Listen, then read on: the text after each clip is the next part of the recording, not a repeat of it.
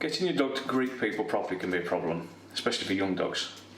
It's really difficult not to want to make a fuss of your dog, especially if they're pleased to see you, or have been good.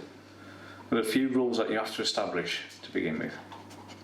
Obviously, greeting people can be in a variety of different places and settings, from your own home to out in the community and even in shops and cafes.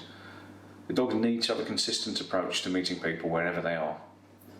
The key things we want to look at having is no jumping up, calmly approaching people, no barking, and waiting to be greeted by the person, not forcing the contact.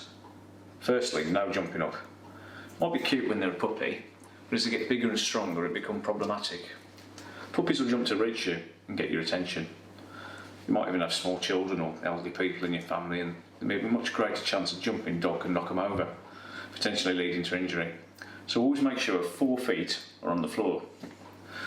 When I was young, I used to watch my parents just walk through the dogs when they returned from being out. I used to think it was like really cruel not to give them any attention, but now I realise why they did it. It's to ensure that the dogs were controlled when anyone and everyone came into the house. Secondly, being calm when meeting people. You can practice this at home, getting your dog to sit and wait, and then calmly accept fuss when you approach them.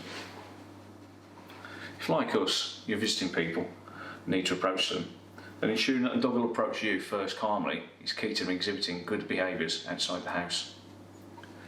When people knock at the door, it's fairly common for a dog to bark.